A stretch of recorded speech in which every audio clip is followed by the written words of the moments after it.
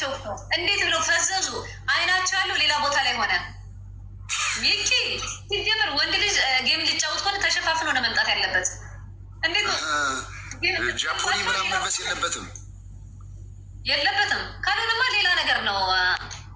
እሙቲ ቴንኪው እንዴ ልባቸው ሌላ ቦታ ነው የሚሆነው። ይኸው ታብታብተው እኮ ሌላ ቦታ ነው ፈዝ ያሉት። ምን አለበት ሸፈንፈን ብለክ ብትመጣ ሚኪ፣ እንደ አባቶችክ ጋቢ ለብሰክ ብትመጣ። ይኸውልሽ እኔ ደግሞ ዩሮፕ በባዶ የሚኬድበት ሀገር ነው የምኖር። አሁን እኔ በጣም ሙቀት ነው አንደኛ፣ ሁለተኛ ደግሞ በጣም ቅዱሱ ነኝ። አሁን እኔ በቃ አያችሁ ቆሻሻ በሱ ቤት አሁን አቺ ጠላት ነች የታወቀች የአማራ ጠላት ናት። ይህ ቆሻሻ ግን አማራ ሲል የነበረ ወፈፌ ጭራሹናን ራቁቱናን ማግባት ጀመረ። አሁን እንደዚህ አይነቱ ነው እንግዲህ የፋኖን ትግል ተቀላቅሎ አማራ ነፃ ያወጣዋል የሚባለው። እንከፋለ እንዲሁ ኬት የሚመጡ እንዲሁ ቀረቃቡ ናቸው። ትናንትና በድንች በለው በትኩስ ድንች ሲል የነበረ ዛሬ ጠላት ጋራ እንደዚህ ናቸው። ግን ስንነግራቸው አሰቡ።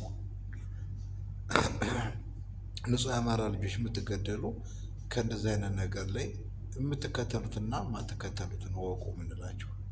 ያው ነገሮችን አስተካከለ። መጨረሻ ጠላት ከሚባሉት አማራን ከሚያዋርዱ አማራን መጥፋት አለበት ብለው የሚያስቡ ሰዎች ጋር ጌም መጫወት ጀመሩ። አንድም ጤነኛ የለም፣ ሁሉም ወፈፌ ናቸው። እኔ ከመጀመሪያውም ይህንን አውቀዋለሁ። ይህንን ጅል ጭራሹንን አሁን ሙቆኛ ምናምን እንደ ሴጋ ሊመታብን እኮ ነው ከናታችን ላይ። ምን አይነት ቆሻሻ! እንግዲህ አዳምጡት። እንደዛ ነው። ለምን አነስተኛ እና ጥቃቅን ስለሆንክ በቪዲዮ ማትታወቅ ኮሜንታተር ስለሆንክ ስለአንተ ህይወት ምን አገባኝ? እኔ ስለ እኔ ህይወት ደግሞ አይመለከትም፣ አቅም አይመጥንም። ደግሞ ከሳሁኝ ያለ ነው ሜኪ ማሚ ላምጣው። ቆይ አንቺ የት አለ የጠንጋራ ሰውዬ? ይጣሉ አያችሁ የሚለው ይህን ቆሻሻ ጥቃቅን ይላል ደግሞ አስመልሶ